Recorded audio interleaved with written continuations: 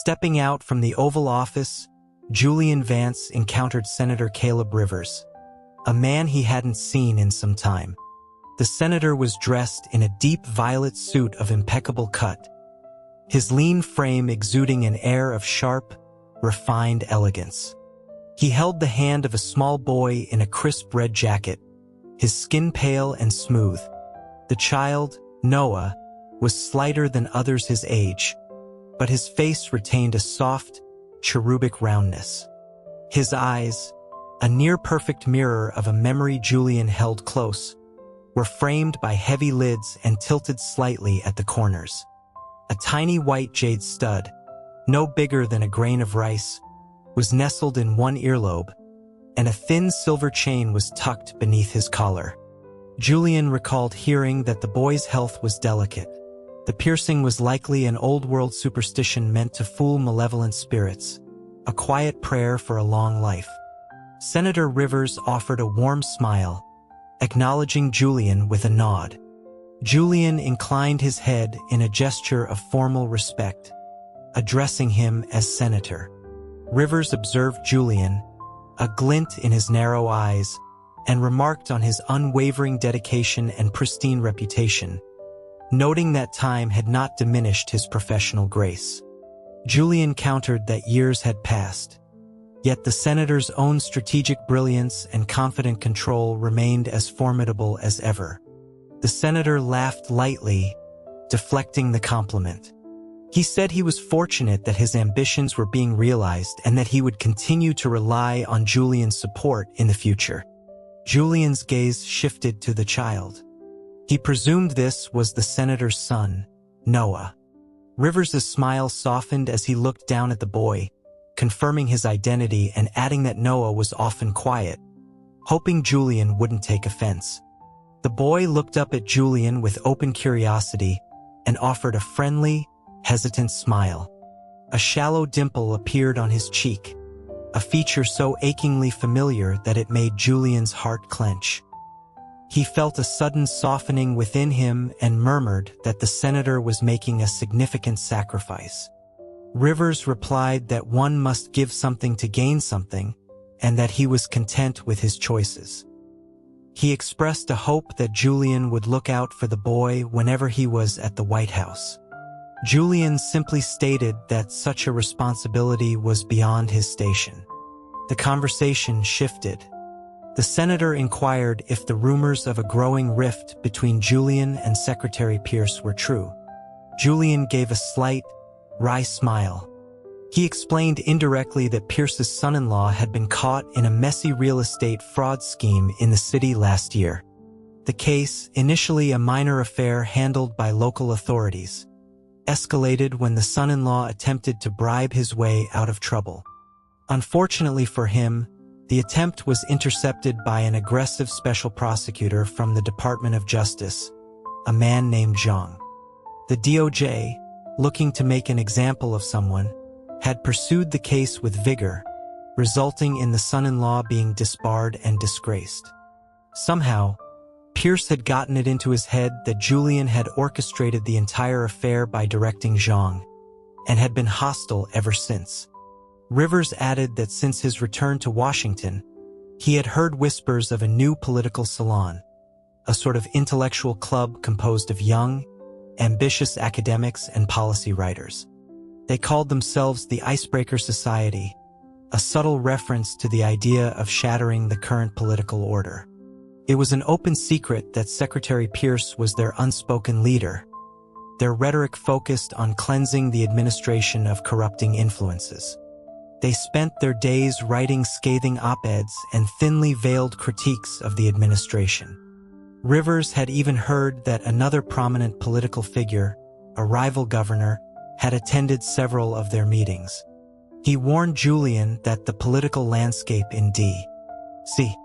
was treacherous and that he should proceed with caution. Just as Julian was about to respond, he heard the approaching sound of footsteps and conversation. He turned to see the former First Lady, Eleanor Thorne, approaching, surrounded by her entourage of staff and Secret Service. Her face was alight with joy, Julian and Senator Rivers quickly stepped aside, bowing their heads in respect. The matriarch, however, barely noticed them. Her entire focus was on the small boy. She asked if this was Noah. Caleb confirmed it was, gently prompting his son to greet her. But she was already reaching for the child, lifting him into her arms. She told him it was not necessary to be formal, that his grandmother had been waiting for days to meet him, and that she herself had chosen his name. Then, a slight frown creased her brow as she noted how light he was, murmuring that he seemed frail and that she would have the White House physician arrange a checkup. Noah, though still silent, seemed to understand that his smile was his most effective tool. He gave the old woman a wide, beaming grin, his lips parting to reveal the dimple. At the sight of it, Eleanor Thorne's eyes instantly filled with tears. She whispered that he looked exactly like Michael. Her attendants hurried forward to comfort her, gently reminding her that the family dinner was about to begin. In a flurry of activity, they escorted her back toward the residence. Caleb, caught in the wake, had no time for a formal farewell to Julian, managing only a quick, meaningful glance before following his son and the former First Lady inside. Julian's old leg injury, though not a hindrance to his daily movements, meant that President Thorne never allowed him to remain on duty for long periods of standing.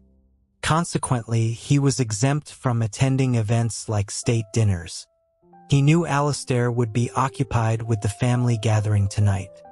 Though the president had expressed a wish for him to stay, Julian knew he would be too busy to have any time for him. His thoughts turned to matters outside the White House walls. He signed out and left the compound. As expected, a courier from the Department of Justice was waiting with a file. The report confirmed it all. Frank Miller was indeed the man who had married into Julian's mother's family years ago. The file even contained a copy of the old court records from their hometown in Ohio, showing that 3 years prior, on Alastair's subtle instruction, Miller had been charged and convicted of embezzling the family estate. The sentence was a public censure, 30 days of community service, and the complete forfeiture of all assets. Julian smiled faintly. He knew Alastair, for all his modernity, could not escape the ingrained idea of blood ties. Knowing the man was his biological father, he had spared the worthless creature's life. He closed the file. As he contemplated this, a commotion erupted at his front gate. He stepped outside to see several DOJ agents in dark suits standing just outside his property, with his head of security, Keegan, loudly protesting. Keegan argued that his boss was the White House Chief of Staff and couldn't simply be summoned without a formal request being submitted through the proper channels and approved by the president. Julian watched for a moment before asking what was happening. A senior agent, a man in his 50s named Lou, stepped forward and addressed him respectfully. He introduced himself as a section chief from the Department of Justice and explained that a homicide had been reported, and because the case involved Julian, they were there to ask him some questions. He apologized for the intrusion. Julian glanced at the darkening sky, his voice laced with skepticism. He questioned the urgency of the matter, asking what kind of major case required a late-night interrogation. Lou kept his head lowered, stating that he only knew the matter was a homicide directly concerning Julian. He claimed his superiors had ordered him to act immediately and asked for Julian's understanding. Keegan interjected again, pointing out that as a senior White House official, Julian was not under the DOJ's direct jurisdiction. Protocol dictated that any such request should go through the Attorney General's office first, who would then seek presidential approval before any questioning could take place. Julian observed Lou's evasive demeanor and the small number of agents with him. It was clear this was not an official, high-level operation. They had no real authority to compel him. This was a deliberately provocative act. the Secretary of Justice, Jung Ye, was a known protege of Donovan Pierce. Ever since the affair with his son-in-law, Pierce's faction had been relentless, like a pack of rabid dogs. Julian wondered what new scheme this was. If he refused to go, he knew that by morning, the news cycle would be filled with accusations. Alistair, caught off guard, would be forced onto the defensive. It was better to go with them to see what this was all about and prepare a countermove. Having made his decision, he announced that if a life had been lost, he would cooperate. Lou looked momentarily stunned, then quickly lowered his head and thanked him. Julian instructed Keegan and a few guards to accompany him, and they left for the Department of Justice. The main interrogation room at the DOJ was brightly lit. Secretary Chung Ye sat at the head of the table. He stood reluctantly as Julian entered, offering a curt greeting. He claimed that a major case had broken unexpectedly and that his department was so swamped they had no choice but to work through the night, apologizing for the inconvenience. Julian's eyes swept the room and landed on a man kneeling on the floor. It was Leo Miller, the half-brother he had just met the day before. Suspicion solidified into certainty in his mind. He smiled calmly and replied that the secretary was merely doing his duty and should not be so formal. He invited him to ask whatever he needed. Upon seeing Julian, Leo's face twisted with fear and hatred. He shouted, pointing a trembling finger. "It was him. It was him. He forgot the family that raised him. He's a cold-blooded monster who killed my parents." Jung Ye slammed his hand on the table, ordering silence. Julian, though inwardly shocked, maintained a placid exterior. The secretary dispensed with pleasantries. He asked Julian if he recognized the man on the floor. Julian stated that he had met him once, the previous day. He recounted how Leo and his father had come to his office claiming to be his long-lost family. Since Julian had been sent away from home at a young age and had no memory of his origins, he had simply given them money for a hotel and asked them to provide genealogical records so the matter could be properly verified. He added that the verification report from the relevant agencies had just arrived at his office that very day and offered to have it sent over. The secretary, whose name was Zhang, stated that the man's name was Leo Miller, from a town in Ohio. He had traveled to D.C. with his family to find his relative. Last night at their hotel, his parents were found dead in their bed, having been poisoned. Leo had gone to the police, claiming his parents were murdered by their other son, his half-brother, Julian Vance. Zhang asked Julian if he had anything to say. Julian's voice was even and cool. He pointed out that, until the verification arrived, he had no idea what his connection to these two people was. What motive could he possibly have to harm them? And now that the report confirmed the man was indeed his biological father, why would he suddenly decide to murder him? Zhang countered that he had already made inquiries. He confirmed that Frank Miller was indeed Julian's biological father. Years ago, Miller had married into the Vance family due to poverty. After the Vances and his wife died, he tried to seize the family's wealth, sold his own son into servitude, reverted to his original surname, and remarried. 3 years ago, a local elder from his hometown had come forward to accuse him of embezzlement and fraud. Miller was convicted and left destitute. Zhang claimed that this same elder had now confessed that he was paid a large sum of money by someone from Washington to make the accusation. The implication was clear. Julian had known his identity all along, harbored a deep-seated resentment, and had secretly orchestrated the Miller family's downfall. Now, with Frank Miller appearing in D.C., Julian's old hatred resurfaced, and he had them poisoned. He asked Julian if this was not the case. Julian suddenly laughed.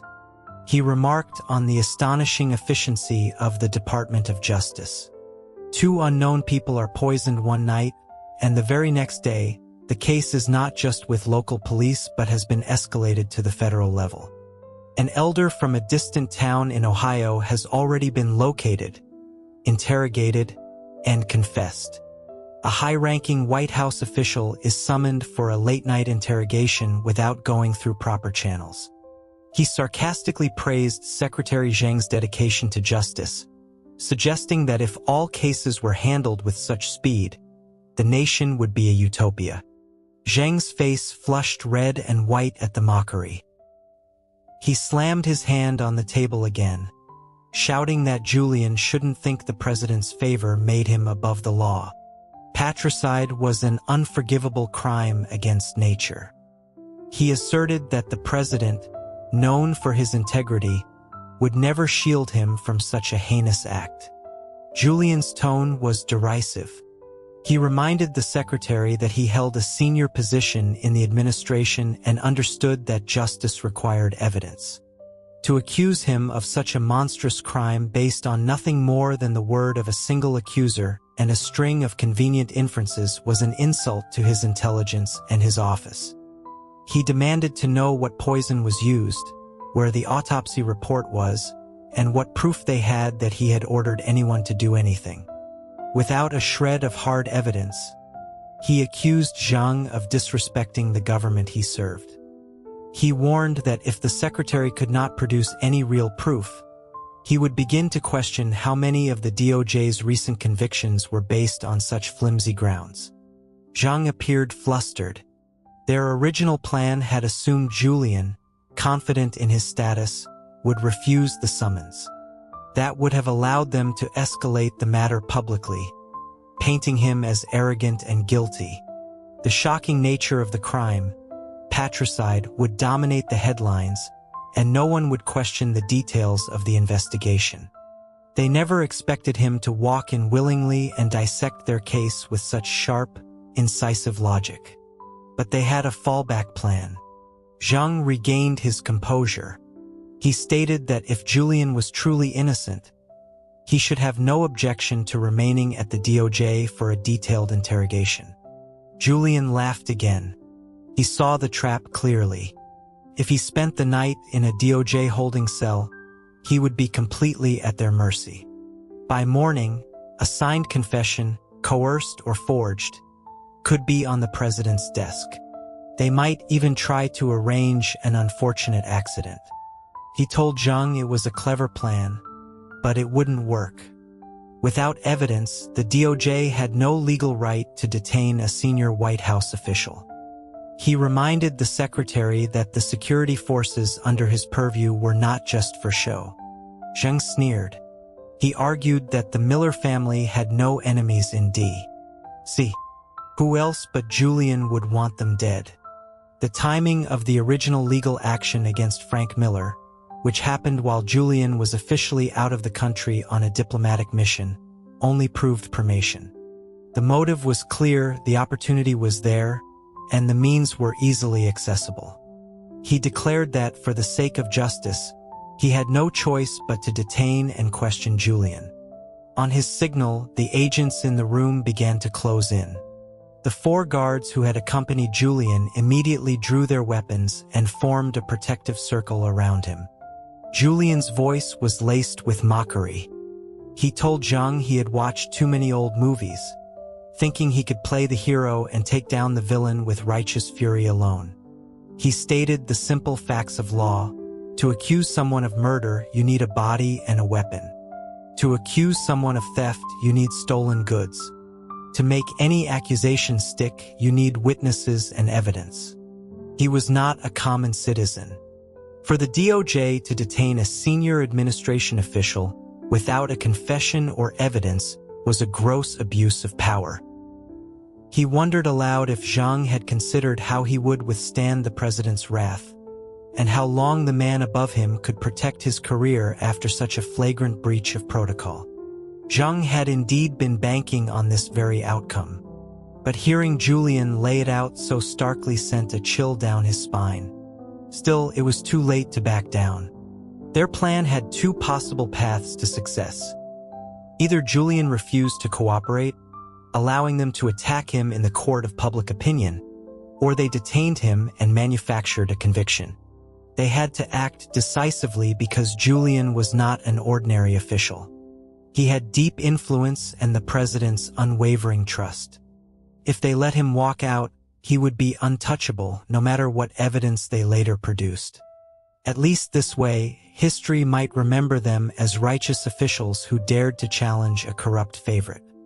The president, known for his measured temperament, might be swayed by public opinion and hesitate to retaliate too harshly. He spoke coldly, accusing Julian of being a master manipulator, a parasite on the government that everyone wished to be rid of. He declared his intention to act as a champion of the people. Julian smiled. "So you are determined to be the hero who slays the dragon," he said softly. "A noble sentiment. Unfortunately for you, I am not some helpless creature waiting to be slaughtered. Have you forgotten that I have seen real conflict? If you attempt to hold me here by force tonight, I assure you that by morning, federal agents will have this entire building torn apart. When we stand before the president and the entire cabinet, I wonder if the evidence you have will be enough to justify this." The standoff in the room was tense, the air thick with unspoken threats. Meanwhile, at the White House, the family dinner was a picture of warmth and harmony. The president's relatives who lived in the D.C.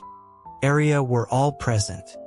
The former First Lady was utterly besotted, keeping Noah by her side the entire evening.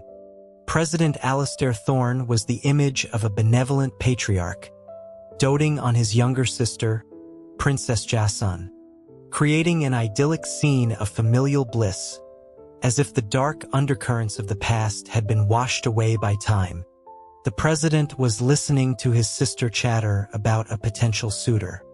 She asked if the man, the son of a prominent diplomat, was really as wonderful as their grandmother claimed. She said he was handsome and talented, and that she hoped he would be fun to be with. Alastair smiled, confirming the young man was the second son of Ambassador Yoon, a person of great talent, skilled in everything from polo to playing the flute. He reminded her that she had met him before. She admitted that he had been very quiet at first and hadn't paid her much attention. But later, when she was sitting alone under a tree, she had idly picked up a blade of grass and fashioned it into a grasshopper. He had approached her then, asking what she was doing. He had seemed genuinely interested in how she made it, and they had talked for a long time. She had given him the grasshopper as a gift. Alastair nodded, remarking that the grasshopper must have been very well made, as she had never given one to him. She lowered her voice, explaining that her brother only ever pretended to be interested to be kind, but this man had truly wanted to know. Alastair was about to ask more when an aide Ying-sun entered the room, his expression grave. He leaned in and whispered to the president that Keegan had arrived at the White House using Julian's personal credentials, reporting that Julian had been taken in for questioning by the DOJ. Alastair's smile vanished. He asked what case could possibly warrant a midnight interrogation. The aide, whose name was Ing Shun, replied that he didn't know the details, only that it was a major homicide case and that the DOJ agents had been very insistent. Keegan's assessment was that Julian had gone voluntarily to avoid a public scene, but had taken his security detail with him. Recognizing the gravity of the situation, Keegan had come straight to the palace. Alastair's brow furrowed. He recalled that Secretary Zhang was a protege of Donovan Pierce, and that Pierce had been openly hostile toward Julian lately. Ing Shun remained silent. Alastair made a swift decision. He ordered Ing Shun to take his direct authorization, go to the Department of Justice immediately, and inform them that the president had an urgent matter for Julian. Whatever case they were investigating could be formally submitted to the Attorney General's office in the morning. As Ing Shun bowed and turned to leave, Senator Rivers, who had been seated nearby and overheard the exchange, spoke up quietly. "Mr. President," he said, "that might be unwise." Alistair's eyes, cold as autumn frost, turned to him. "Are you questioning my judgment, Senator?" Rivers held his gaze. The DOJ wouldn't dare to summon Mr. Vance at this hour without a calculated plan. The situation is unclear. If you send your personal aide to intervene, you will be seen as showing favoritism, and you will walk right into their trap. Tomorrow, you will be on the defensive, accused of interfering with justice and showing contempt for the rule of law.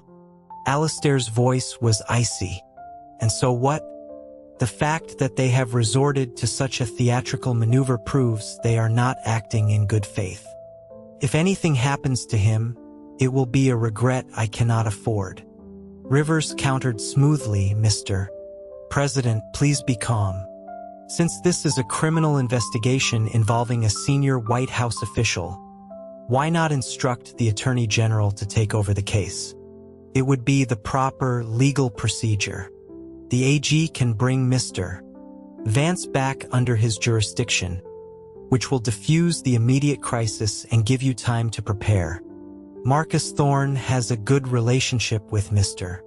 Vance. You can trust him. This is a far better course of action than sending your aide, which would only tarnish your reputation and place Mr. Vance in an even more precarious political position." Alistair considered this. He realized Rivers was right.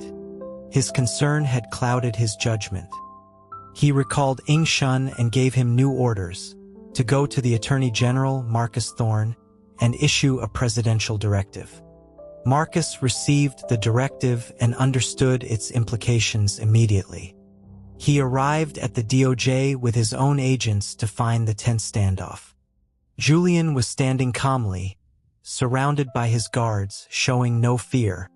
Secretary Zheng's heart sank when he saw the Attorney General. He asked what brought him there so late. Marcus offered a professional smile. "The president has been informed of a major homicide case involving a senior member of his staff. He is deeply concerned. Given the sensitivity of the matter, he has directed that the case be transferred to the Attorney General's office for handling. All persons of interest and related materials are to be transferred to our custody immediately. The full report is to be submitted tomorrow. If the case is deemed of national importance, a special counsel will be appointed." Zheng's expression shifted through several shades of dismay, but he knew the Attorney General's intervention was legally sound. It was blatant favoritism from the president, but there was nothing he could do. After reviewing the case details, Marcus remarked with a wry smile that Zhang had been a little too eager. For a case of this magnitude, involving one of the president's closest advisors, it would be prudent to have all witnesses and evidence thoroughly prepared before taking such drastic action. Zhang defended himself, his voice filled with righteous indignation. He argued that it was precisely because the accused was so close to the president that he had to act with such speed. If the allegations were true, a person capable of such a heinous crime, a person with no regard for family, could not be trusted with national security. What if, upon learning his crimes were discovered, he did something desperate and treasonous? He claimed his actions were born of pure loyalty, out of concern for the president's safety and the stability of the nation. Marcus listened to this self-aggrandizing speech, which twisted a political assassination attempt into an act of patriotic duty, and was secretly impressed. He exchanged a few more pleasantries, had his agents formally take custody of Leo Miller and the case files, and then departed from the DOJ with Julian in tow. The next day, as expected, Secretary Zhang submitted a formal report to Congress, accusing the president's chief of staff, Julian Vance, of murdering his biological father and stepmother out of personal vengeance, and recommending that he be charged with capital crimes. The news rocked Washington. The story was sensational and complex. A man who had embezzled his wife's family fortune and sold his own son into a life of servitude. That son then rises to become a powerful political figure, harbors a deep-seated hatred, first ruins his father financially, and then, not satisfied, has both his father and stepmother murdered. It was the stuff of a sordid novel, and the central figure was none other than the president's most trusted and powerful advisor. Everyone knew Julian Vance had served Alastair Thorne since his early days as a governor in a remote state and was deeply favored. Few would dare to cross him. The fact that the DOJ was being so bold led many to believe the accusations were true. After all, the father's crimes were so abhorrent that anyone could understand the desire for revenge. And for a man with Julian's power, arranging the deaths of two ordinary people would be trivially easy. Just as the conspirators had planned, the shocking nature of the crime and the powerful motive made Julian appear guilty in the court of public opinion. Few questioned the lack of concrete evidence. Even Kyle, a usually cautious and self-serving senator, spoke up in Julian's defense. He argued that a father who commits such a profound betrayal, destroying his own family line for greed, forfeits the right to be called a father. How can one demand filial piety when there was no paternal love? Furthermore, once a person enters a life of dedicated public service like Julian, his only loyalty is to his principle. The case should not be judged by conventional standards. Alastair was surprised to see Kai, who usually avoided controversy, be the first to defend Julian. He had assumed it was simple political sycophancy, but the genuine urgency in the senator's face suggested he was truly concerned. The rival governor, Chu Yin, spoke with a smirk. He remarked that Senator Kyle had the heart of a warrior, concerned only with swift, passionate justice. While the desire for revenge in such a case was understandable, the administration governed on the principles of integrity and family values. A crime against one's parent was a crime against nature. If the president were to make an exception, it would set a dangerous precedent and alienate the nation's moral base. No matter what Alastair did, he stood to lose. Thinking this, Yun felt a deep sense of satisfaction. But then Pei Buonan, a respected elder statesman, rose to speak. He reminded the assembly that Julian Vance had served 2 administrations. He had a record of distinguished service, known for his diligence, integrity, humility, and sound judgment. He was not a malicious or impulsive man. Having served by the president's side for so long, he was well-versed in the law and had never shown any sign of recklessness. The idea that he would suddenly commit such a crime seemed out of character. Furthermore, he suggested that the circumstances of Julian's mother's death years ago were suspicious and might also have been a homicide. The original case against the father for embezzlement also had questionable aspects. He proposed that the entire matter be reinvestigated by a special counsel. Alastair's face remained unreadable.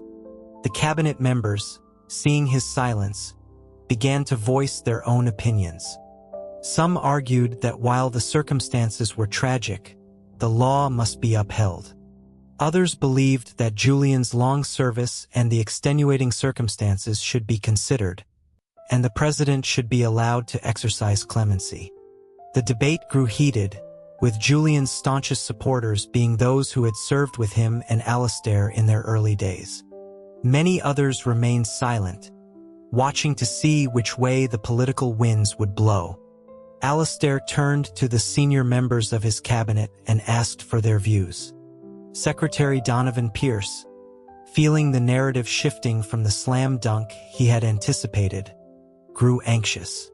He had expected a unanimous condemnation. He was shocked that an aide, a mere functionary, could command such loyalty in the halls of power. Unable to contain himself, he spoke out. He invoked historical legal precedents, arguing that the law of the land must be absolute and that even the president's personal feelings must not override it. He insisted that those closest to power must be held to the highest standard, and that there should be no leniency. Luo Wenjing, another senior advisor, chuckled. He pointed out that Secretary Pierce was getting ahead of himself. The president had not yet made a decision, and it was premature to be lecturing him on legal theory. He agreed that the case was full of holes and that a thorough reinvestigation was warranted. Finally, the elder statesman Liu Cheng, who had served as Alistair's mentor, spoke slowly and deliberately. He argued that legally, since Frank Miller had married into the Vance family, his obligations were to them. If evidence proved that he had murdered his wife, Julian's mother, to seize their assets, then his crime against Julian was not patricide but something far more complex. He recommended a full reinvestigation of the old case. He emphasized the need for witnesses and evidence before any judgment could be passed. This was a masterful move. It shifted the focus to the details of a decades-old crime, where evidence would be scarce. It highlighted the fact that the current case against Julian was entirely circumstantial. As long as it wasn't a clear-cut case of patricide, Julian's life was not in danger. At worst, he would be forced to resign and take a lesser position. It was a clear signal that he was siding with the president. As the most respected figure in the cabinet, his words carried immense weight. No one else spoke. Alistair then decreed that the case would be handed over to a special counsel for a full tripartisan investigation. He did not, however, grant the DOJ's request to have Julian detained. He simply stated that while Julian was a person of interest, he was suspended from his duties pending the outcome of the investigation and was not permitted to enter the White House. When Julian received the order, he handed over his White House access credentials and security clearance. The aide who brought the message, Ing Shun, shook his head in sympathy. He told Julian that the president wanted him to know that he should not worry, and that he would handle everything. Julian remained silent. The plot was insidious. In the modern world, legal cases were heavily influenced by public perception. The prosecutors didn't need incontrovertible proof. They just needed to sway public opinion. The media would do the rest. The case had been constructed so that Julian's motive and means were the most plausible. And since no one knew that Alistair himself had orchestrated the father's financial ruin 3 years prior, everyone would assume it was Julian, already powerful and with a clear reason for revenge. The architects of this trap knew that even if Alistair believed in Julian's innocence, the political pressure would be immense. The key was the president's resolve. Julian was, in the end, a staffer. The entire conspiracy hinged on whether Alistair would choose to protect him or sacrifice him. The evidence was secondary to the narrative. And even if they were exonerated, the stain would remain. From the moment the conspirators had convinced Frank Miller to come to D.C., the trap was set. His bizarre death sealed it, forcing Alistair and Julian into a defensive position. The investigation proceeded with astonishing speed.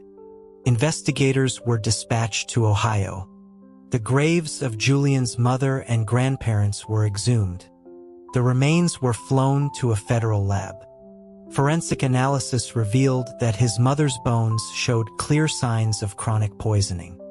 Neighbors and town elders were brought to Washington to testify, confirming that her death had always been considered suspicious. The case against Frank Miller was damning. He had not only stolen from his wife's family but had likely murdered her, then sold his own son away. He was a monster. However, despite this, the murder of Miller's second wife remained a problem. She was an innocent party. Thus, the key to the entire case still rested on who had poisoned them both in that D.C. hotel. The day of the hearing arrived. The proceedings were held in a secure federal courthouse. Everyone expected a White House liaison to be present, given the high-profile nature of the case. The three senior judges presiding over the hearing were speculating on who would be sent when, to their astonishment, the president's motorcade arrived discreetly at a side entrance. The judges felt a heavy weight settle upon them. This was not going to be an easy case. Secretary Zhang saw the Attorney General's impassive face and felt a growing sense of dread. He knew the AG's investigators, aided by federal intelligence agencies, had been tireless. He had no idea what they had found. And now the president himself was here to observe. His confidence began to waver. A special seat was set up for the president behind a one-way mirror. When Julian was brought into the courtroom, he saw the shielded viewing area and knew Alistair was there. He couldn't see him, but he could feel his presence, a steady gaze fixed upon him. They hadn't seen each other in days. He knew Alistair must be worried. Julian's alibi for the night of the murder was that he had been with Alistair at a private residence outside the White House. His Secret Service detail had logs of his movements, but that information could not be made public. He could not prove his innocence, but as a high-ranking official with the president's implicit backing, the judges treated him with deference. They offered him a seat and began the questioning. Leo Miller was brought in. He was trembling. He repeated his story, insisting that his parents had been fine after dinner, but he had found them dead in the morning, with blood coming from their mouths and noses. He was certain someone had broken in and forced them to drink poison. Suddenly, from behind the screen, there was a soft cough. The Attorney General, Marcus Thorne, heard it and straightened up. He began his questioning. "Mr. Miller," he said, "please tell the court exactly what you and your family ate for dinner that night." Leo, unaware of who was behind the screen but knowing it must be someone important, respectfully listed the meal. He spoke of roasted chicken, pan-seared salmon, a shrimp cocktail, and a steak, along with several side dishes. He even mentioned a slice of birthday cake for the children. He said his father had been so happy to have found his long-lost son that he had ordered a bottle of expensive wine. Marcus noted his fluent and detailed recollection. "Can you read and write, Mr. Miller?" Leo replied that he had attended college and had been on track for a good career before his father's legal troubles had derailed his life. His voice filled with bitterness. He claimed his father had been wrongly accused, that the Vance family had been broke and his father had built up the business with money from his new wife's family. He accused Julian of masterminding everything, of framing his new wife's father, a local official, for corruption to ruin them, and then hiring the town elder to fabricate the embezzlement charges. He claimed Julian had lured them to D.C. only to murder them. His hatred was palpable, his eyes venomous as he stared at Julian. Behind the screen, Alistair saw it all clearly and felt a surge of cold anger. Marcus continued, "Was your father drunk that night, Mr. Miller?" "He had a few glasses of wine," Leo said, "but he was not drunk." "And your mother?" Leo hesitated for a moment. "She doesn't drink." To be honest, she wasn't happy about coming to D.C. to find him. Why wasn't she happy? She didn't want to give my son to him for adoption. She said our son has no Vance blood. Why should he be raised by a man like that, to be looked down upon by everyone? She said we could make it on our own. My maternal grandfather still has land. If I had just focused on my career, she was right. My father was a fool to think this man would help us. He's a wolf in sheep's clothing. He killed them both. If my father had just listened to her, this never would have happened. He covered his face and began to sob. Alistair looked at Julian, whose expression remained calm. He remembered the day Julian had stood silently on a street corner in his hometown, watching Leo's wedding procession from afar. The memory pierced him.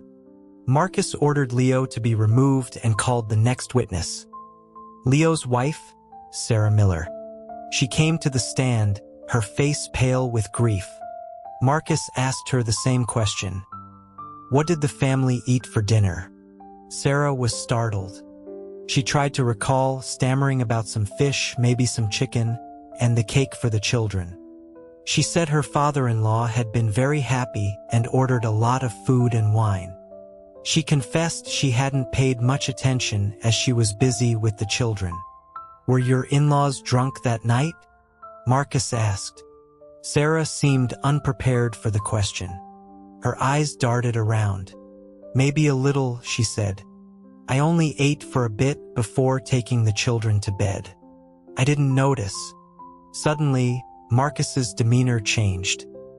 He slammed a gavel on the table, his voice like thunder. Mrs. Miller, your husband has already confessed. Are you going to continue to lie for him? Do you want to be charged with perjury? The court officers slammed their batons on the floor, creating a deafening roar.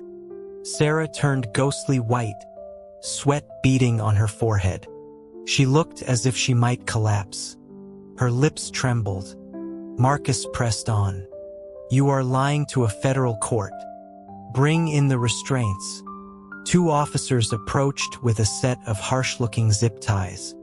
Sarah, who had grown up in a comfortable middle-class family, had never experienced anything like this. The sight of the restraints broke her. She burst into tears, covering her face. I didn't know, she cried. I only heard them arguing late at night. My husband went to calm them down. When he came back, the children and I were already asleep.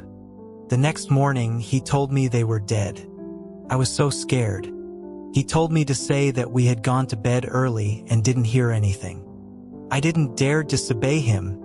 She looked up, the picture of a frightened, cornered woman. Secretary Zhang, watching from the side, couldn't help but interject. Mr. Attorney General, isn't this coercion? A confession obtained under duress is hardly credible. Marcus ignored him. He turned back to the court. According to the testimony of both Leo and Sarah Miller, Frank Miller had been drinking but was coherent. His wife, Lou, did not drink at all and was clear-headed. Now let's look at the medical examiner's report. The male victim, Frank Miller, had blood from his orifices, corrosion in his throat, and discoloration of his fingernails. A silver probe inserted into his stomach turned black.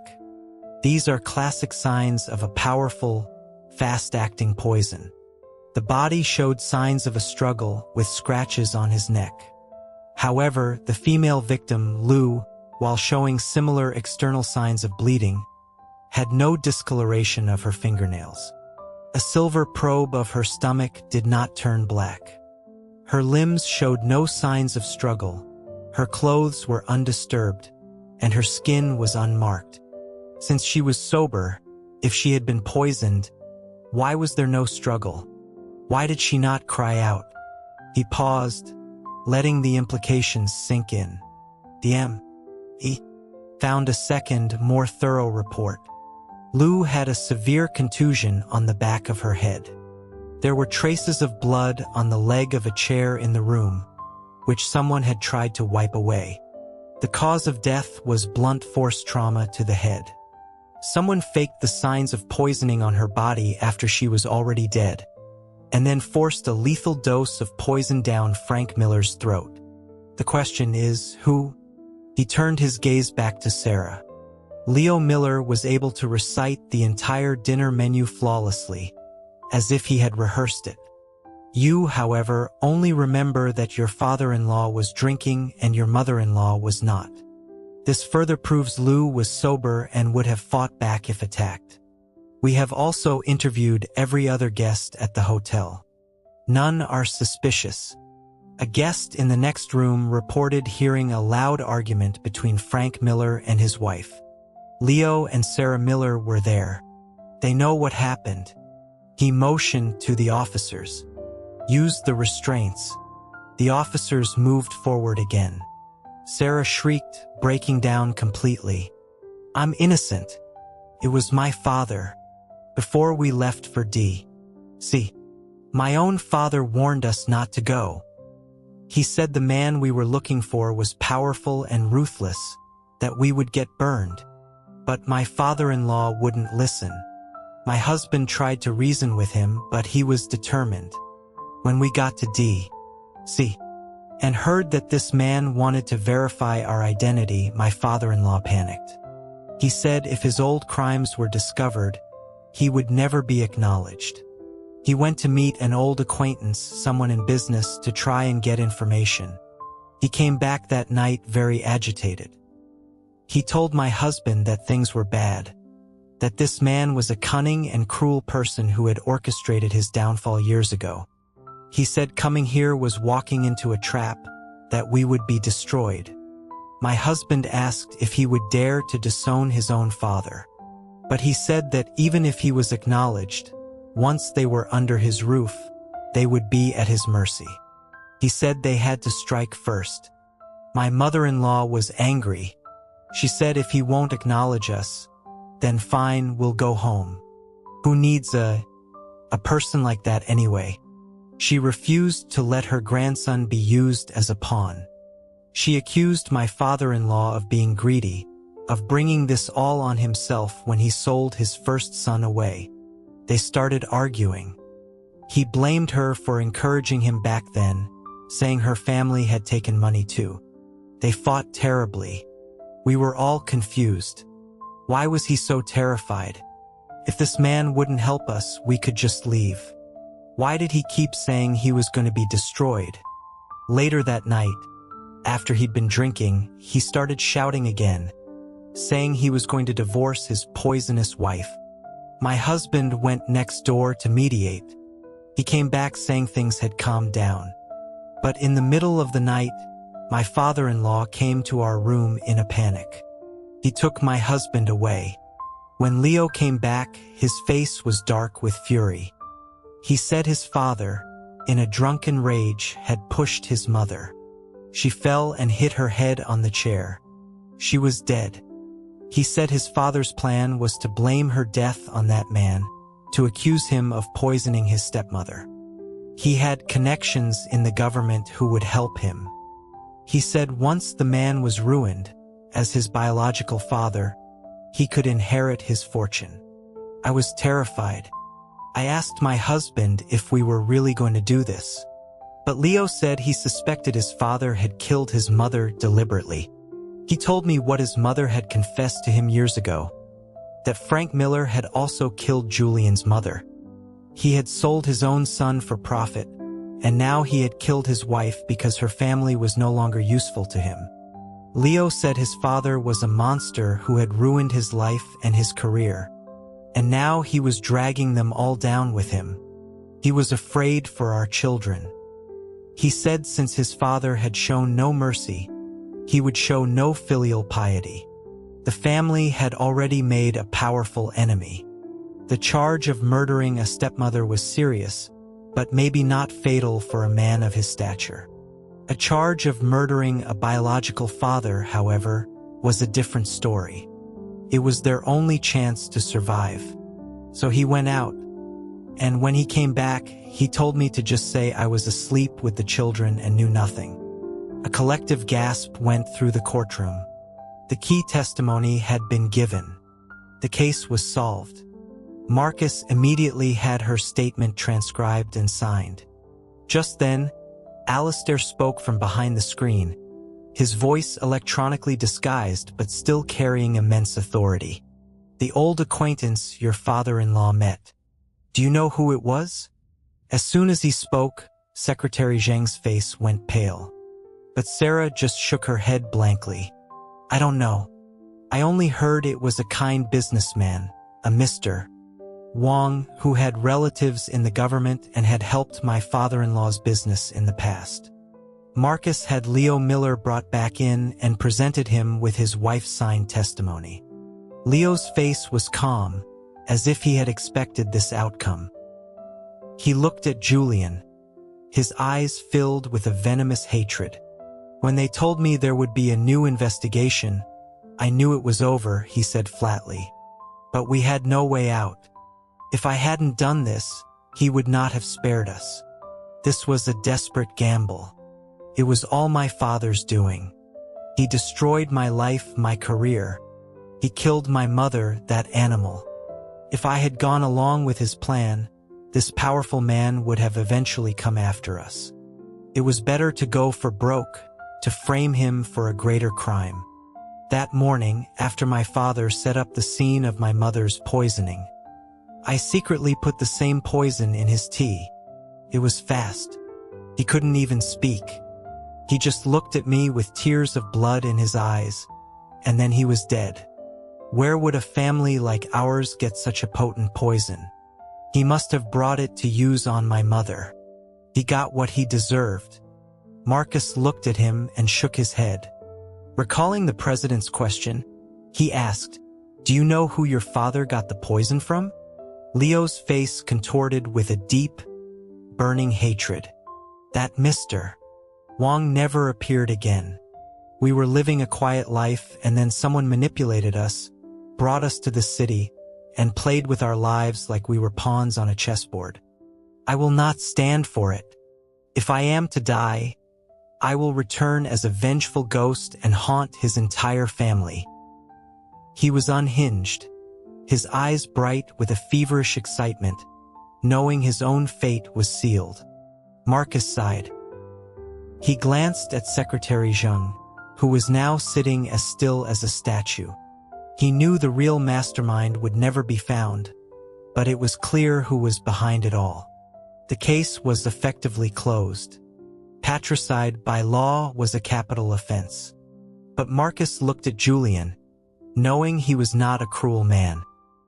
He had not sought his father's death before. He would likely not wish to see his half-brother executed in a brutal manner. So, in his final judgment, he sentenced Leo Miller to lethal injection. Sarah Miller, for her complicity, was given a suspended sentence and released, given that she had 3 young children. The accused, Julian Vance, was fully exonerated.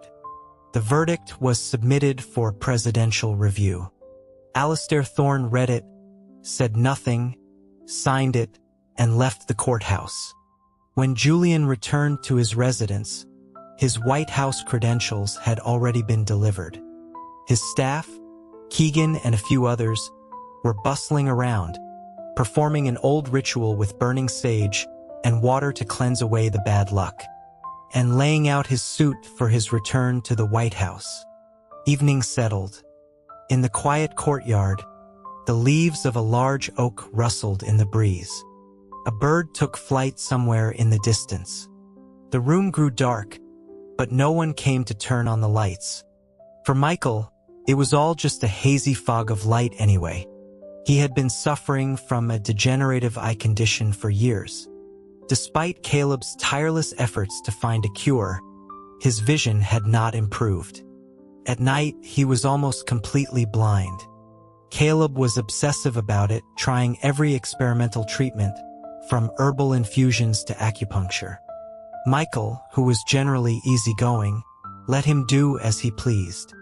These past few days, Caleb had been busy with something, only stopping by for brief, hurried visits. Michael felt like a forgotten courtesan, waiting for a king who never came. He sighed. He would have to take matters into his own hands. Michael was not one for asceticism. In his younger, wilder days, he had been notoriously promiscuous.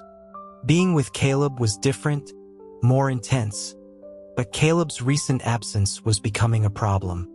The weather was pleasant. The faint scent of night-blooming jasmine drifted in through the open window. Closing his eyes, Michael let his mind wander to Caleb's familiar touch. He shifted on the chaise lounge, his hands sliding inside his silk robe. His dark hair was spread across the velvet cushion, some strands spilling onto the floor. His deep violet robe was loose, revealing a glimpse of his pale, slender back.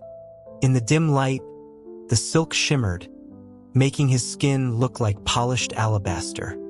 One leg was straight, the other bent, his bare toes curled in pleasure. A faint flush rose in his cheeks as he waited for the slow, building release. When Caleb entered, this was the scene that greeted him. He moved silently, leaning over Michael. Though he couldn't see, Michael recognized the familiar scent of his cologne. He wasn't startled or ashamed. Instead, a slow smile spread across his face, the dimple appearing. He shifted slightly, offering Caleb a better view. "You should be doing this for me," he whispered. Caleb reached out, taking his hand and pulling him into his arms. Without a word, he took the silk belt from Michael's robe and bound his wrists together, securing them to the window lattice above the chaise, leaving him half sitting, half reclining. Michael's eyes, though unfocused, were slick with desire. Caleb leaned in, biting his earlobe playfully. "This is mine," he murmured, his breath hot against Michael's skin. "You are not allowed to touch." Michael arched into him. "My dear Senator," he purred, his body alive with need. "Everything I have is yours. Come and take it." Caleb's hand brushed against him, sending a jolt through his body. He kissed him, a long, deep kiss that left Michael breathless and pliant. When he finally pulled away, he whispered, "Everything?" Michael opened his mouth, his tongue darting out to trace Caleb's lips. "All of it, including our child?" Caleb asked, his voice low. Michael, lost in the haze of pleasure, laughed softly and thrust his hips forward. "The future generations are all right here," he gasped. "They're all for you. Aren't you going to claim them?" Caleb chuckled, his hand closing around him. Still so cheeky, he murmured, "Did you really think I'd let you waste them?" A long, shuddering sigh escaped Michael's lips. He writhed under Caleb's touch. "My dear Senator," he pleaded, "you have me completely under your control. I'll do anything you say. Just give me some relief." He was close, so close. He cried out Caleb's name, a litany of endearments. Within moments, it was over. He collapsed back onto the chaise, boneless and panting. He saw Caleb stand, saw a maid discreetly enter with a tray, and then retreat just as silently. Caleb came back and gathered him in his arms. Michael's breath was still ragged. "My dear Senator," he murmured, nuzzling his neck, "what did you do with all those potential heirs?" A small kiss landed on Caleb's collarbone. In response, Caleb bit his shoulder hard. He pulled one of Michael's legs up and entered him with a force that seemed born of some outside frustration. The playfulness was gone. Michael gasped, his brow furrowed in a mixture of pain and pleasure. He tried to match Caleb's rhythm, but it was too much. Soon, tears welled in his eyes, and his earlier teasing gave way to broken pleas for mercy. They continued late into the night. When Michael finally fell asleep in Caleb's arms, he was exhausted but clung to him with a deep, instinctual need. Caleb kissed his sweat-dampened forehead. He knew that Michael, who had once been so restless and wild that an entire city couldn't contain him, was now confined to this small house, all for him. During the day, he had the garden. At night, when his vision failed, he had only the darkness. And he endured it day after day because of Caleb. The possessive thrill Caleb had once felt was slowly being replaced by a profound, aching tenderness. This wasn't how Michael was meant to live. He missed the reckless, carefree man he had first fallen for. But he also knew that beneath that facade was a soul starved for affection, a soul that had been trapped by its love for Caleb. He had selfishly kept him, and now it was his responsibility to make this gilded cage as comfortable as possible. A few weeks later, under the pretext that the security systems of the house were outdated, Caleb moved Michael to a much larger, more secluded estate.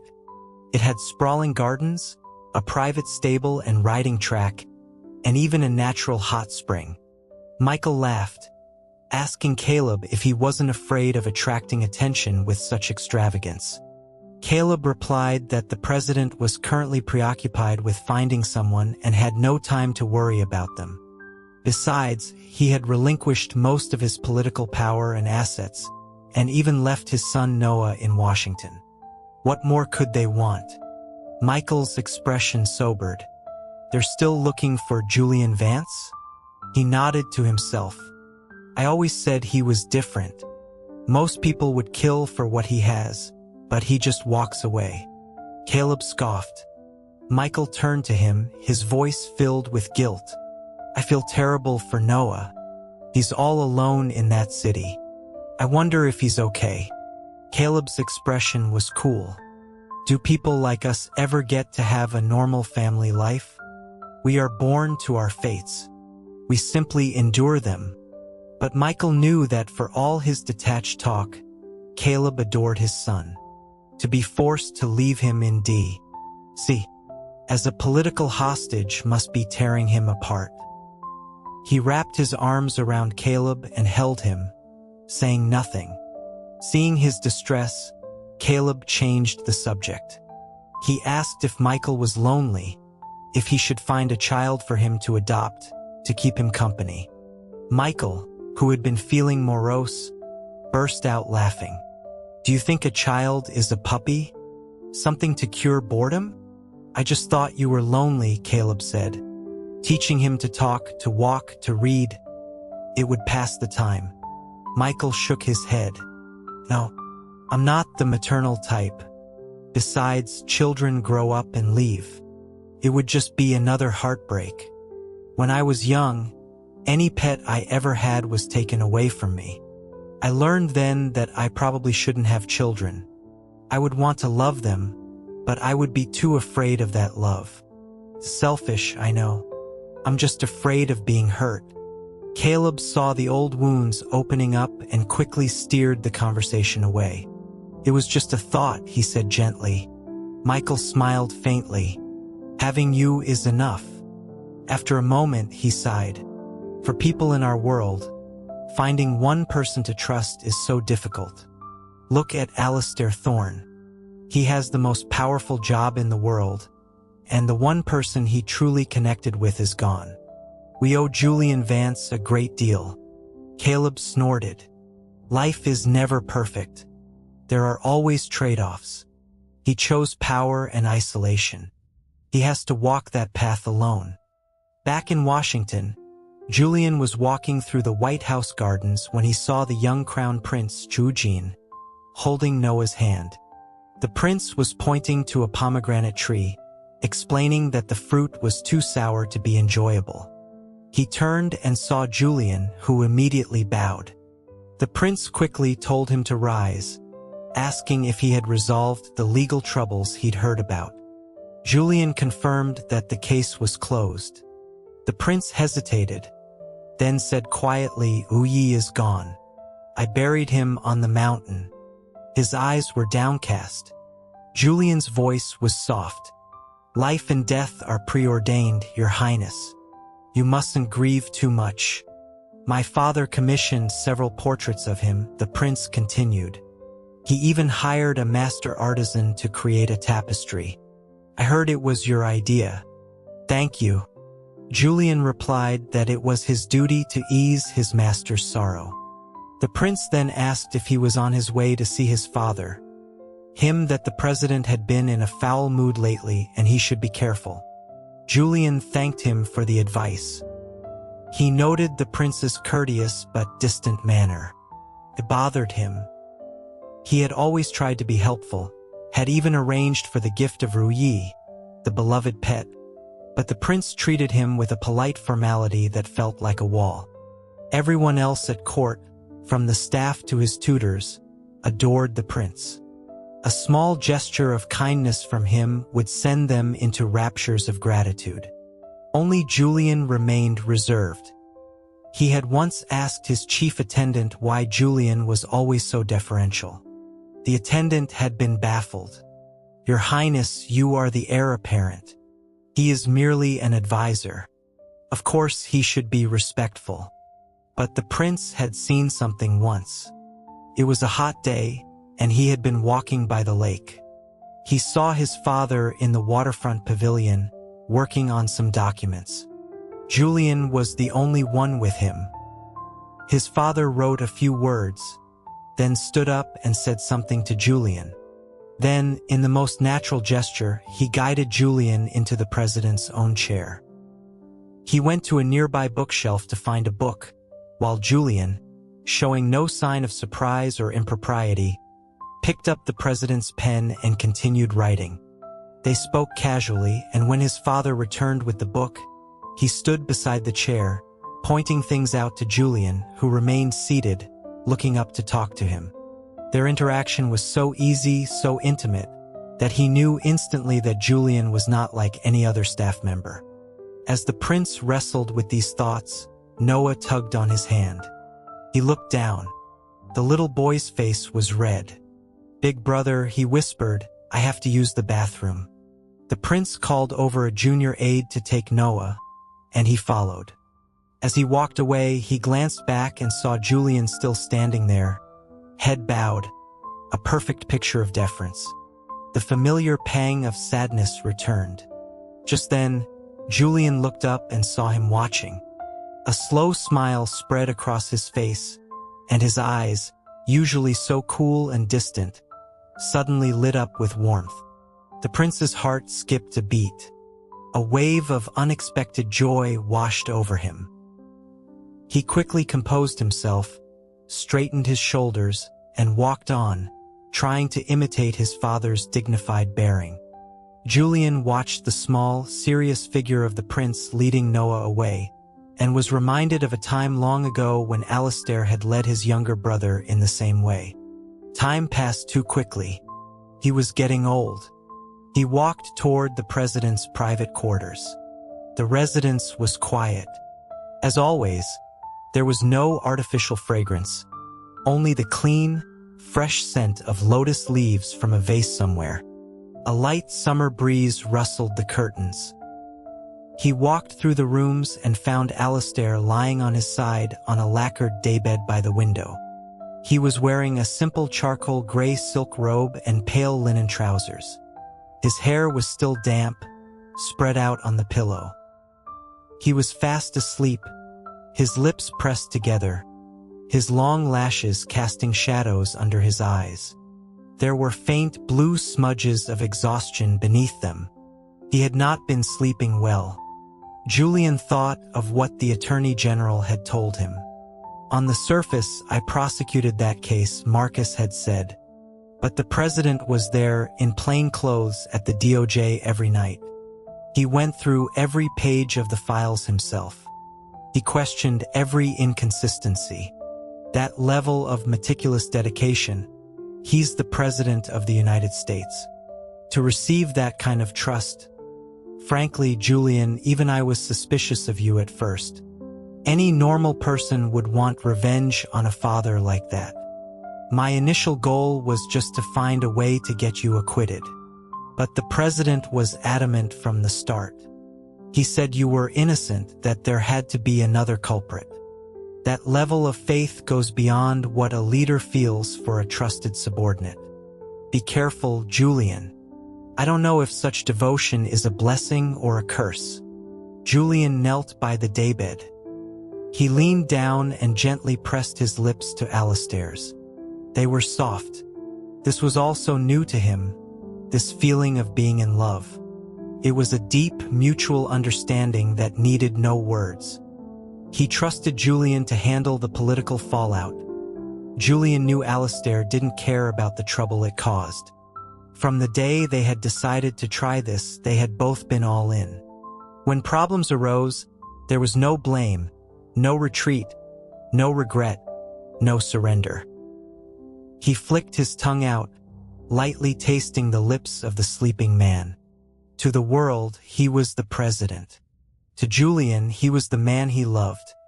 The light touch roused Alistair. His eyelashes fluttered.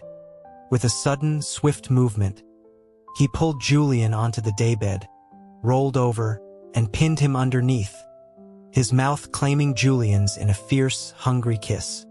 They clung to each other, a tangle of limbs, their mouths moving together with a desperation born of days of separation. It felt as if all the pent-up longing and fear was finally being released.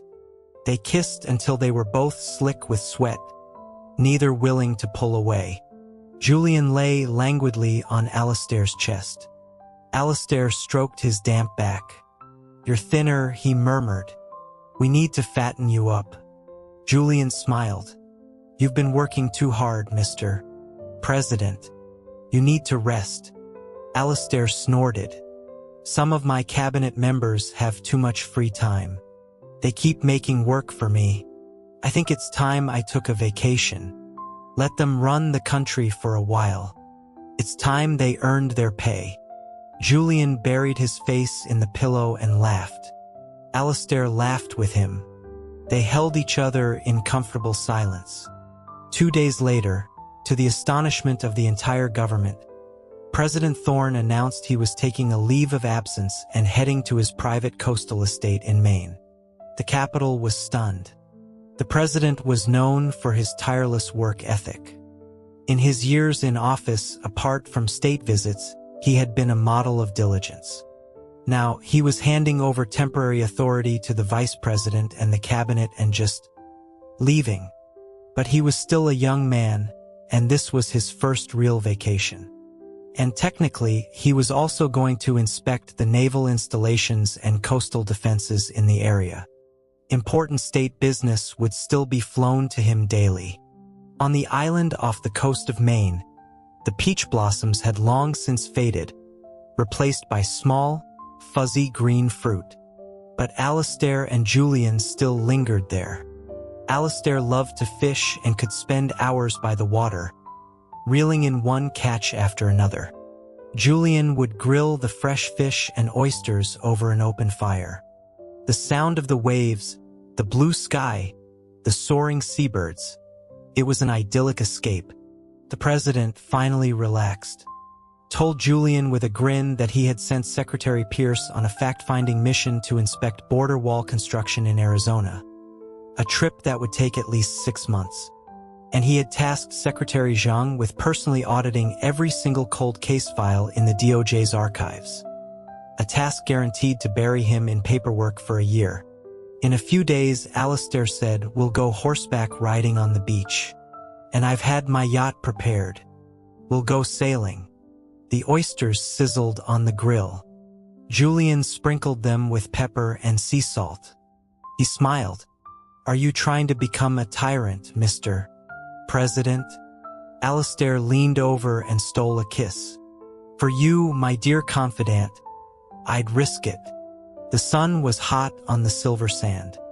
Julian went for a swim while Alistair watched from the shore, sipping a cocktail with ice. Julian knew that people from Alistair's part of the country were not strong swimmers. His upbringing had been strict. Swimming was not part of the curriculum. And now, as president, the potential embarrassment of being seen struggling in the water was too great a risk to his dignified image.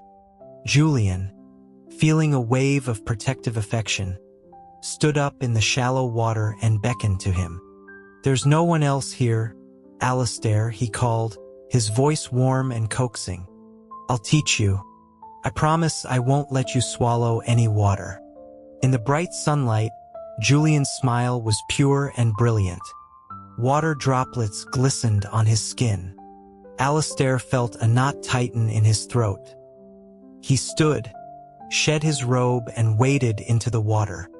At first, Julian was a patient teacher, showing him how to breathe, how to float. Alistair was either a natural or simply determined not to look foolish, because he picked it up quickly. Soon, however, the lesson devolved into playful splashing and wrestling in the waves. Later, exhausted and content, Julian lay sprawled on the sand as the sun began to set, his skin glowing gold in the fading light. Alistair brought over a bottle of peach wine and fed it to him, mouth to mouth. That night, Julian came down with a fever. All those years of hardship had taken a toll on his body, and the long day in the cold water had been too much. Alistair, racked with guilt and fear, stayed up all night, calling for a doctor, applying cold compresses, and forcing medicine and water down his throat. Julian, even in his feverish state, tried to reassure him, telling him that getting sick occasionally was a good way to purge the body of toxins. Alistair pressed a finger to his lips, silencing him. He looked at Julian's flushed face, his dark hair plastered to his forehead with sweat, and felt a familiar, terrifying ache in his heart. He thought about their future. Growing old together was the dream, but what if one of them went first? He could not bear the thought of a world without Julian. He leaned down and kissed his damp temple, feeling the vibrant, thrumming pulse beneath the hot skin. This man, whom he had lost and found again, was his everything. The fever broke the next morning, but Alistair insisted Julian stay in bed and rest. A few days later, Julian woke up to find Alistair gone. He wasn't there at breakfast either, which was unusual. He asked Keegan what was going on. Keegan explained that the president had gone out on his yacht at dawn with a local fishing captain. He said the president didn't want to disturb Julian's recovery and would be back in a day or two. Julian was puzzled. There had been no plans for a solo sailing trip. Keegan elaborated. The president had heard a local legend about a place called the Sea King's Shrine on a remote island far out to sea. It was said that if you made a pilgrimage there on the day of the summer tide and prayed for a loved one, they would be granted a long and healthy life. Yesterday was that day. The president, hearing the story, had decided to go. He had taken a small naval escort from the nearby base. Julian frowned. He told Keegan the local captain was reckless for filling the president's head with such nonsense. A presidential excursion was a major security operation, not a spontaneous trip. The weather at sea was unpredictable. But then he remembered Alistair's worried face by his sickbed and swallowed his criticism. Alistair was not a superstitious man, but their relationship, a secret that could not be shared or blessed, was fragile. This trip was an act of love, of desperation. The next day, as the time for Alistair's scheduled return approached, the sky grew dark and ominous. The sea wind carried the scent of a storm. Julian went down to the port to wait. By evening, a full-blown gale was raging.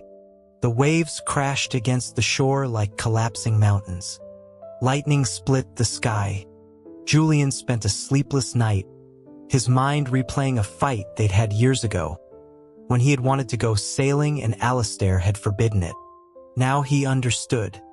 This gut-wrenching fear was what Alistair had felt.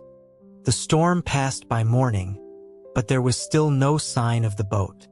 Just as Julian was trying to reassure himself that they had simply taken shelter in a cove, a military officer rushed in, his face grim. "Mr. Vance, we've had a communication from the president's escort. There's been an incident." He handed Julian a crumpled message from a secure satellite phone. It was brief. The president's yacht had taken shelter in a bay during the storm and had been ambushed by a heavily armed group of smugglers. They were outnumbered and engaged in a firefight. Julian's blood ran cold. He crushed the paper in his fist. "Get my car," he commanded, "and get every available federal agent and Coast Guard unit on the line. Now." To the officer, he said, "I need a full tactical team from the nearest base. And I want the governor's office to authorize the use of the National Guard." Keegan rushed to his side. "Sir, a mobilization order of that size without direct presidential authorization. There will be serious consequences." Julian was already pulling on a tactical vest over his clothes. His face was like stone. "Let there be." The only thing that matters right now is that the president is in danger. He looked at Keegan, whose face was a mask of concern. He'll be fine, sir. When you get there, he'll probably be sitting on the deck sipping a drink, wondering what all the fuss is about. And then you'll have to answer for this. Julian's jaw was tight. Their naval escort is new, inexperienced. These aren't common smugglers. If it's the cartel, I think it is, they have thousands of men and military-grade hardware. If I hesitate now, and the worst happens, it will be a regret I will carry for the rest of my life. He slammed the car door, and the vehicle sped away toward the naval base. The rescue operation was swift and brutal. By the time Julian's helicopter landed on the deck of the captured cartel ship, the fighting was over. He saw Alistair, wearing body armor over his torn shirt. His face smudged with soot, but his eyes bright with adrenaline. He was safe. The relief was so overwhelming it almost buckled Julian's knees. Alistair rushed to him, ignoring the saluting officers, his hands checking Julian for injuries as if he were the one who had been in danger. "Are you insane?" he demanded, his voice rough with emotion. "You're still recovering. You should have waited." He pulled Julian into the ship's cabin, stripping off his wet gear and shouting for hot tea. Julian, in turn, began checking Alistair for wounds, his hands running over the president's torso. "You were the one who was reckless," he countered, his voice tight, believing in foolish legends. Alistair suddenly laughed. He explained that this was a blessing in disguise. The captured cartel leader was a major figure they had been hunting for years. His capture would destabilize the entire smuggling network in the region. Later, Alistair pulled him down onto a bunk, wrapping him in a thick blanket. "Just rest," he murmured, holding him close. "I'll take care of everything." Surrounded by the familiar scent of the man he loved, both of them exhausted and safe, they fell into a deep sleep. When Julian woke, the ship was already nearing the coast. Alistair was on deck, overseeing the prisoners. The captured cartel leader, a man named Thongpu Wuxin, was being interrogated. A vast amount of contraband had been seized: gold bullion, jewels, priceless artifacts. The captain of Alistair's escort, a man named Li Yimoa, excitedly showed Julian the haul, telling him the president had authorized a third of it to be distributed as a bonus to the men who had participated in the operation. He urged Julian to pick something for himself. Julian refused, saying the money should go to the families of the men who had been killed or injured. The captain, whose name was Yimo, pulled him aside. "You need to think about your future, Julian," he said earnestly. "You're not getting any younger. You have no family. You should adopt a son, have someone to look after you in your old age.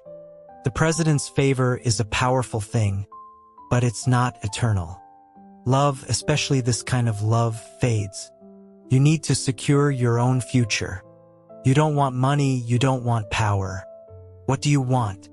It's like you're just waiting for the end." Just as he was speaking, a quiet cough came from behind them. They turned. Alistair was standing there, his face a thundercloud. Yimo went pale and quickly made an excuse to leave. Alistair looked at Julian, a deep, unreadable expression in his eyes. He said nothing, but Yimo's words had struck a nerve. It was true. For all their intimacy, Julian never asked for anything. Not for a promise of forever, not for a title, not for wealth. It was as if he was simply waiting for the day Alistair would tire of him and let him go. The thought was a shard of ice in the president's heart. Their trip was cut short by the upcoming anniversary of the president's inauguration, a major state event. They returned to Washington to a political firestorm. The story of Julian's unauthorized mobilization of military and federal assets had leaked, and the opposition was in an uproar. Articles of impeachment were drawn up. Editorials condemned the shadow president and his unchecked power. Even Alastair's own cabinet members expressed their disapproval. An aide with the power to command military forces without presidential consent was a dangerous precedent. Alastair ignored them all. He stonewalled the congressional inquiries and vetoed any attempt to formally censure Julian. He issued a statement praising the heroic actions that had led to the capture of a major criminal and fined Julian and the other officers involved a symbolic sum, 1 month's salary. It was a slap on the wrist and everyone knew it. But the issue wouldn't die. A group of influential university students, funded by a conservative think tank, began to hold daily protests. They published a scathing open letter, accusing Julian of being a manipulative charlatan who had bewitched the president, of being a patricidal monster, and of subverting the Constitution. The letter was eloquent and inflammatory, and it spread like wildfire. These student movements had a history of influencing politics, and the administration's opponents saw their chance. Even Julian's allies were worried. Luo Wenjing, the elder statesman, advised him to leave D.C. for a while. Go back to Maine, he said, or take an overseas post. Let this blow over. The pen is mightier than the sword, Julian. These students are looking to become martyrs for their cause. The president is stubborn, but if this continues, it will damage his legacy. If you leave voluntarily, it will be seen as a strategic retreat, not a defeat. Julian promised to think about it. That evening, as his motorcade was leaving the White House, it was swarmed by the student protesters. They surrounded the car, shouting slogans, their faces contorted with self-righteous fury. Keegan, in the front seat, asked for permission to clear a path. Julian just smiled coldly. If you touch them, you'll give them exactly what they want. By morning, there will be stories of broken bones and brutalized patriots. He gave Keegan a few quiet instructions. A few minutes later, a rumor suddenly spread through the crowd, amplified by social media. A famous pop star had been spotted at a cafe a few blocks away. The crowd, more interested in celebrity than politics, immediately thinned out.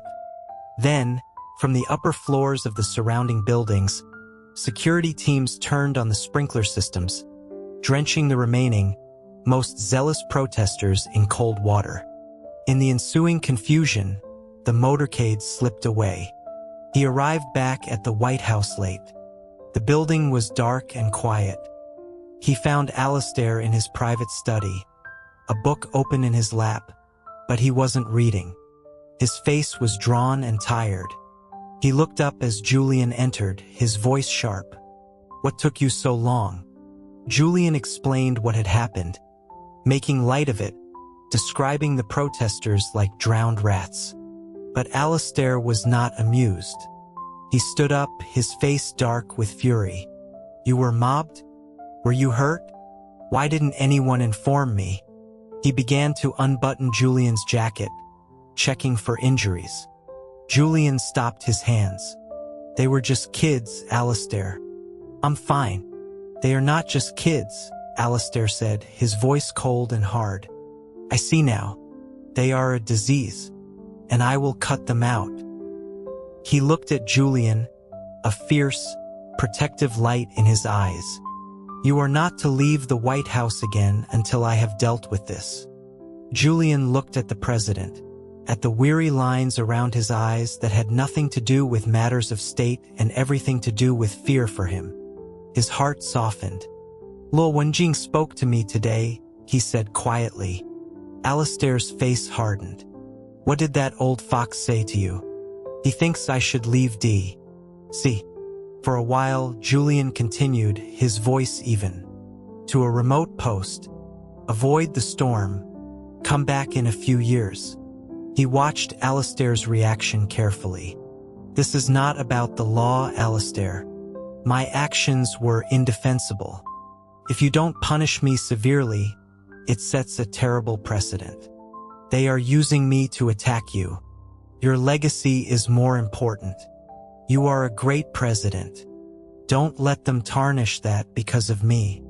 Alistair stared at him, his expression unreadable. For a long moment, the only sound in the room was the ticking of the grandfather clock in the corner.